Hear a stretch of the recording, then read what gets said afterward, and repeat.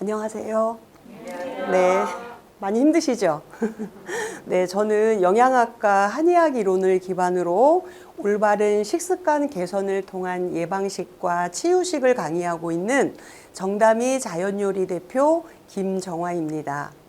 저는 오늘 여러분들과 함께 내 밥상에 사계절을 그려야 하는 이유, 즉 왜 제철 음식을 먹어야 하는지에 대해 다 같이 생각해보고 꼭 실천했음 하는 바람으로 연사로 참여하게 되었습니다. 최근 의학 패러다임의 변화를 보면 20세기 의학은 얼마나 오래 사는가에 관심을 두고 질병 치료에 집중을 했다면 21세기 의학은 어떻게 오래 사는가에 관심을 두고 질병의 예방관리에 집중을 하고 있습니다. 여러분들은 해마다 국가 종합검진 받고 계신가요? 네. 그럼 여러분들은 왜 주기적으로 종합검진을 받고 계시나요? 건강하려고. 예. 예를 들어서 우리가 종합검진에서 당뇨 전 단계란 진단을 받았다고 가정을 해볼 때 병원에서는 여러분들께 어떤 것을 해주나요? 혹시 여러분들은 약물에 의존하지 않고 스스로 생활 습관을 개선해 보려 했을 때 어떤 점이 가장 난감하셨나요? 최근 여러분들이 이유 없이 혹시 피곤하고 지쳐서 눕고 싶거나 이렇던 상황들이 혹시 있으신가요? 오늘 제 컨셉 어때요? 오늘 조금 제가 메이크업에 힘을 좀 주고 왔거든요. 그 이유는 제가 어제 전라도에서 그 음식 전시회가 있었어요. 그래서 어제 밤새 한잠도 못 자고 음식을 밤새 만들고 오늘 새벽부터 해서 또 이렇게 DP를 조금 하고 급하게 또 오늘 이제 SRT 타고 지금 올라왔거든요. 그래서 이 메이크업을 음식 전시회 때문에 제가 하고 왔거든요. 그래서 이렇게 제가 어제 밤새도록 한잠도 못 잤다는 이유로 피곤하고 지친 거는 상관이 없는데 여러분들이 만약 이유 없이 피곤하고 지치고 자꾸 몸이 깔아져서 눕고 싶다. 이런 거는 왜 그럴까요? 그런 거는 환경 오염이 심각해지고 점차 그 심신의 균형이 깨지면서 미병인 상태라는 그 상태에 이르게 되는데요. 혹시 여러분들 미병인이라는 말 혹시 들어보셨나요? 안 들어보셨어요? 자, 우리가 건강인, 미병인, 병인 이렇게 나눠볼 수 있거든요. 그러면 여러분들이 예를 들어서 중간 단계의 미병인 상태라는 것은 현재는 병이 없지만 언젠가는 앞으로는 병으로 진전될 수 있다는 의미를 내포하고 있거든요. 그래서 우리가 이유 없이 피곤하고 지치다 이럴 때 그 미병인 상태에서 여러분들이 생활습관 교정이라든지 내가 건강관리를 어떻게 하냐에 따라서 건강인이 될 수도 있고 병인이 될 수 있다는 그런 미병인의 그 의미를 내포를 하고 있습니다. 이해되세요? 자, 우리가 주변에서 만성 질환이라든지 대사성 질환을 앓고 있는 분들을 어렵지 않게 볼 수 있거든요. 요즘에 그 건강 프로에서도 많이 나오는데 대사성 질환이라고 하면 고혈압, 고혈당, 또 고지혈, 그다음에 복부 비만 이런 거 중에서 3가지 이상을 내가 가지고 있다. 그러면 저희가 대사성 질환자라고 표현을 하거든요. 근데 이런 것들은 저희가 공기나 수질이나 토양, 식품 오염에 의한 환경 요인이라든지 또는 스트레스, 운동, 수면, 음식 등의 생활 요인에 의해서 여러분들이 어떤 그 현대의학으로는 해결될 수 없는 부분이 이렇게 점차 더 많아졌기 때문에 저희가 만성질환이나 이런 대사성 질환자들이 저희 주변에 이렇게 흔하게 볼 수 있는 이유가 되거든요. 이해되세요? 그래서 우리가 그 유전같이 이렇게 그 생물학적 요인은 어쩔 수 없다 하지만 매일 우리가 삼시세끼를 먹는 식사 관리라든지 스트레스 관리 이런 것들의 생활 습관을 개선을 해서 질병 예방에 조금 더 집중을 해보면 어떨까. 그래서 오늘 이 시간은 여러분들과 함께 그런 거를 조금 생각해 봤음 하는 의미가 굉장히 큽니다. 예를 들어서 제가 이제 자연 요리 그 강의를 하고 있는데 상담 사례를 조금 말씀을 드려볼게요. 전화가 자주 와요. 선생님, 저희 엄마가 또는 어머님이, 아버님이 폐암 사기라는데, 위암 사기라는데 어떤 음식을 해드려야 될까요? 이런 전화를 저는 참 자주 받거든요. 그럴 때마다 저는 그럼 부모님이 원하시는, 좋아하는 음식을 해다 드리세요. 이런 말밖에 할 수가 없어요. 또는 20, 30대의 젊은 나이에도 불구하고 고도 비만으로 인해서 합병증으로 시달리다가 저한테 상담을 하러 오시는 분들이거나 또는 그 자가 면역 질환인 류머티스 약을 장기간 복용하셔서 합병증이 심하신 분들이 또 자주 오시거든요. 그 다음에 암 수술을 앞두고 있거나 또는 암 수술 이후에 올바른 식이요법의 필요성을 느껴서 많이들 오세요. 근데 이런 사례자들을 제가 상담을 해봤을 때 그들의 공통점은 뭐였냐면 음식의 중요성은 있고 단지 일하는 거에 급급해서 식사를 한 끼 때우는 식으로 했다는 거예요. 두 번째는 본인이 좋아하는 음식 위주의 편식을 했다는 것이 가장 큰 공통점이었었거든요. 그래서 우리는 균형된 영양이라든지 적절한 운동, 충분한 수면, 그 다음에 적극적 휴식, 이러한 건강의 조건들에 대해서 저희들이 잘 알고 있죠. 그런데 저는 오늘 이 시간에 그런 건강 조건 중에서 어떻게 하면 균형된 식사를 할 수 있는지에 대해서 조금 더 여러분들과 함께 이야기를 나누고 싶습니다. 자, 우리 한국인의 밥상에는 당뇨나 고혈압을 예방할 수 있는 현미밥이 있어요. 그죠? 그 다음에 암을 예방할 수 있는 된장국이 있습니다. 그 다음에 유산균이 풍부한 발효 김치가 있습니다. 마지막으로 항산화 효능이 뛰어난 나물 반찬이 있죠. 이것처럼 한국인의 밥상에는 건강이 가득해요. 그런데 저희가 과거 5, 60년대에 비해서 여러 가지 원인들에 의해서 현대에는 영양 성분의 함량이 굉장히 많이 줄었어요. 그나마 우리가 제철 식재료를 찾아서 음식을 해 먹을 때 나의 면역력을 유지시킬 수 있는 가장 큰 도움이 될 수 있다는 얘기입니다. 여기서 제가 여러분들께 꼭 한 가지 팁을 드리고 싶은데 한국 음식에서 양념으로 가장 많이 쓰이는 게 뭐죠? 고춧가루? 그거 고춧가루도 많이 쓰지만 저희가 마늘도 많이 써요. 양념으로. 그죠? 자, 그러면 대부분의 주부들은 마늘을 어떻게 하고 쓰세요? 한꺼번에 찧어서 냉동실에 여기 보관해 놓고 쓰죠. 근데 저희가 학교에서 논문 실험이나 이렇게 항암활성 마늘 성분에 대해서 이렇게 비교 분석을 해보잖아요. 하루 전에 찐 거하고 방금 찐 거하고 항암활성의 차이는 하늘과 땅이에요. 그래서 여러분들이 조금 더 조리 습관을 쉽게 하기 위해서 한꺼번에 쪄서 이렇게 냉동을 해놓고 드시기보다는 귀찮더라도 음식을 할 때마다 두세 알 그때그때 쪄서 이렇게 음식을 해 드시면 음식 맛도 훨씬 좋고 항암 활성이 굉장히 높아져요. 그래서 이제 그런 거 조금 염두를 하셨으면 좋겠고요. 그 다음에 아까 제가 그 암을 예방하는 된장국이 있다고 했잖아요. 여러분들 된장국 좋아하세요? 된장국에 주로 어떤 거 넣어서 많이 해 드세요? 두부, 호박 일반적이죠. 그런데 여러분들이 제가 아까 서두에서 이 밥상에서 사계절을 느껴야 된다고 했잖아요. 그러면 요즘 같은 가을에는 된장국의 주재료가 뭐가 돼야 될까요? 가을에는 뿌리 채소를 꼭 드셔야 돼요. 그래서 된장국에 들어가는 주재료는 감자라든지 마라든지 연근이라든지 그런 것들이 주가 돼야 되고요. 그 다음에 겨울에는 저희가 주로 그 실내 생활을 하죠. 그러면 저희가 비타민 D가 결핍이 될 수 있어요. 뼈 건강에 좋지 않겠죠? 그럴 경우에 겨울 같은 경우에는 그래서 된장에 들어가는 주재료로 비타민 D가 많은 햇볕에 잘 말린 시래기, 무말랭이, 그죠? 그 다음에 해조류 이런 것들을 섭취를 하셔야지만 요즘같이 바깥에서 그 자외선을 많이 쬐을 때는 비타민 D가 결핍되지 않지만 겨울 같은 경우에는 그렇게 먹는 음식으로 나의 몸에 부족한 영양분을 올려줘야 되는 그런 필요성이 있어요. 자, 그래서 된장국은 그렇게 드셨으면 좋겠고요. 그 다음은 우리나라 대표 발효 음식이죠. 김치예요. 김치. 김치 좋아하세요? 자, 우리나라에는 김치 종류가 몇 가지가 있을까요? 예, 많아요. 250여 가지가 넘어요. 그 얘기는 뭐냐면 모든 식재료로 김치를 다 만들 수 있다는 얘기거든요.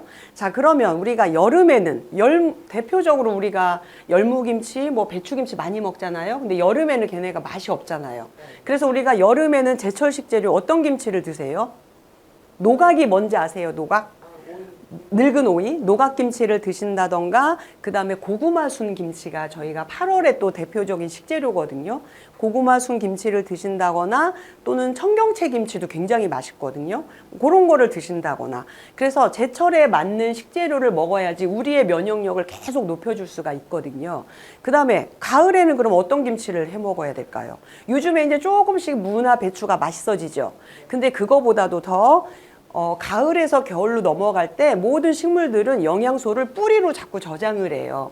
그래서 가을에 저희가 주로 먹어야 될 김치는 뿌리 채소거든요. 대표적인 게 도라지 김치, 더덕김치, 또 연근김치 이런 거 드셔보셨어요? 그래서 가을에는 이렇게 영양소가 제일 많은 거를 저희가 먹어야 이제 면역력이 올라가거든요. 그런데 저희가 이제 자연요리에 오시는 이 수강생들 분들하고 이렇게 얘기를 해보면, 선생님 저희 집에는 먹을 사람이 없어요. 재료비보다 나가는 게 더 많아요. 막 이래서 첨가제가 들어있는 김치, 시판김치를 사서 드시는 경우가 굉장히 많거든요. 그런데 처음이 힘들어서 그렇지 두세 번 자꾸 김치를 담아 먹다 보면 첫 번째 좋은 게 첨가제가 없어서 내분비계의 교란도 시키지 않고요. 두 번째는 한두 번 담아 먹다 보면 번거로운 거를 못 느끼고 그게 습관이 될 수 있어요. 그래서 한 주먹을 쪼물쪼물해서 먹더라도 자꾸 쉽게 이렇게 사 먹어 버릇하면 나중에 병원 신세를 질 수밖에 없어요. 그래서 우리 집은 식구가 없어서 뭐 재료비가 오히려 사 먹는 게 더 싸서 이런 핑계보다는 내가 앞으로 오래 살기 위해서 병원 신세를 안 지려면 귀찮은 거를 자꾸 잊어버리시고 자꾸 내가 이렇게 해 먹어야겠다 이런 생각을 조금 앞으로 가지셨으면 좋겠습니다. 자, 김치는 발효되는 과정에서요 우리 몸에 유익한 유산균을 굉장히 많이 만들어줘요. 우리 면역계에서 장 건강을 굉장히 철저하게 지켜야 면역력이 쉽게 무너지지가 않거든요. 그래서 이 장 건강에 있는 세포들한테 가장 좋은 먹이는 김치에 있는 유산균입니다. 그래서 그런 거 조금 염두를 해주셨으면 좋겠고요. 최근 아쉬운 게 저희 나라가 김치 종주국인데도 불구하고 김치를 먹지 못하는 어린아이나 성인들이 굉장히 많으세요. 그거는 식습관 교육을 올바로 시키지 못한 부모 탓이라고 저는 생각하거든요. 그래서 그런 거는 어머님들이 조금 올바른 식습관 교육을 하셔야 되고, 그 다음에 더 나아가서 김치 종주국 우리의 전통을 조금 이겨나갔으면 좋겠어요. 마지막으로 우리가 세포막을 튼튼하게 해주려면 항산화 기능이 뛰어난 나물 음식을 좀 많이 드셔야 되거든요. 나물 반찬 좋아하시죠? 그런데 다듬고 데치는 게 참 번거로워요. 그죠? 그렇지만 우리가 생 야채로 먹을 때보다 나물을 데쳐서 삶아서 이렇게 나물 반찬을 해 먹으면 훨씬 양을 많이 먹을 수 있어요. 그리고 많이 먹을 수도 있고 더불어서 영양 밀도도 굉장히 높게 올라가거든요.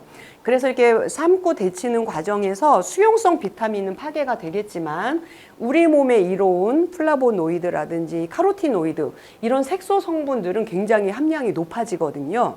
그래서 여러분들이 이제 그 나물 반찬 이런 것도 조금 많이 해 드셨으면 좋겠고요.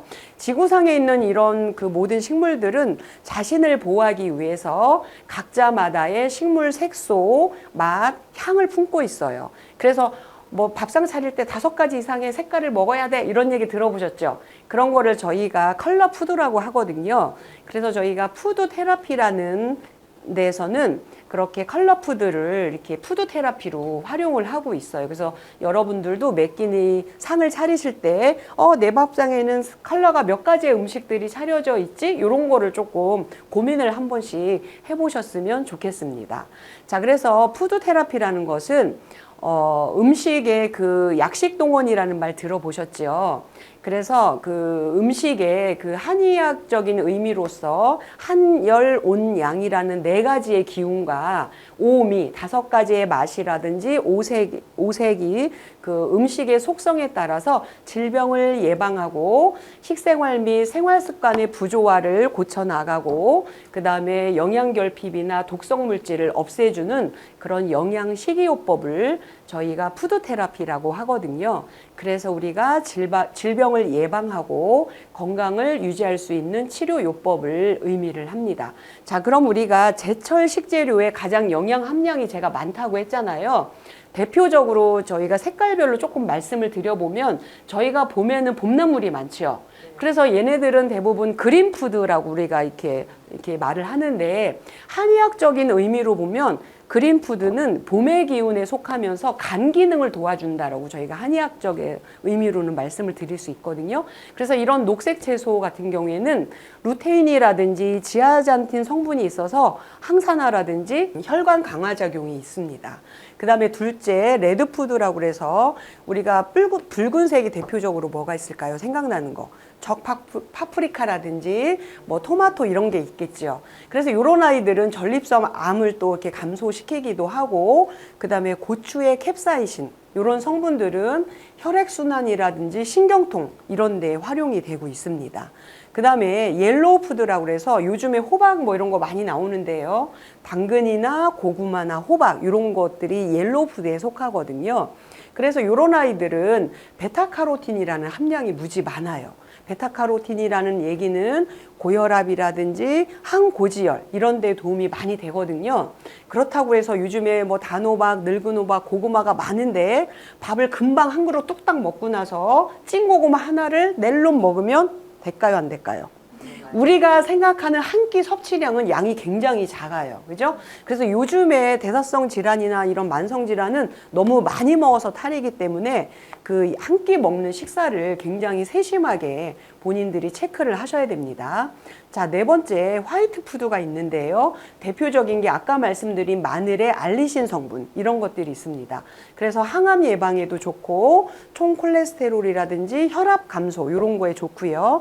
그 다음에 또 화이트 푸드 중에서 저희가 대표적인 게 그 양파의 퀘르세틴 이런 거 들어보셨나요? 이런 것들도 저희가 혈관을 깨끗하게 한다든지 골다공증 예방 이런 데도 좋아요. 특히 여러분들이 채소나 육수를 내실 때 양파의 겉껍질까지 껍질에 영양이 퀘르세틴이 많기 때문에 그렇게 껍질 채로 드셔버릇 하는 거는 굉장히 중요합니다.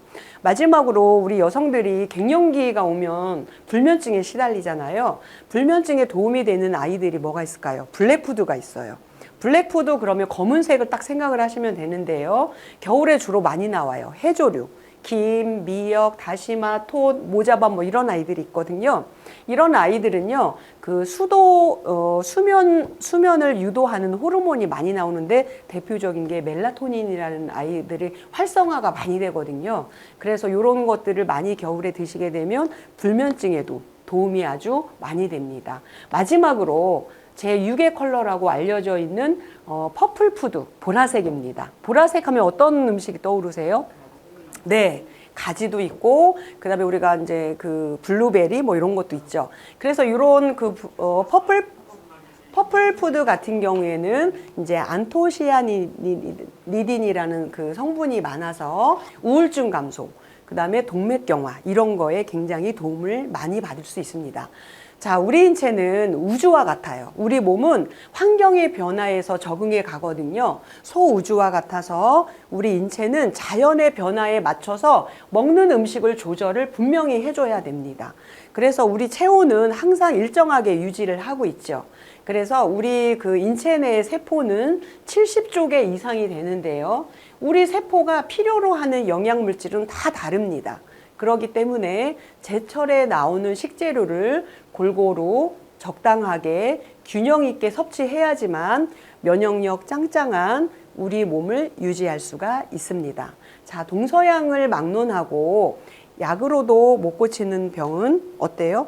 음식으로도 못 고치는 병은 약으로도 못 고친다는 말이 있죠. 자, 그래서 내가 먹는 음식이 바로 내 몸임을 기억하면서 오늘 이만 전해드리고 싶은 말씀은 마무리를 할까 합니다. 자, 들어주셔서 감사합니다.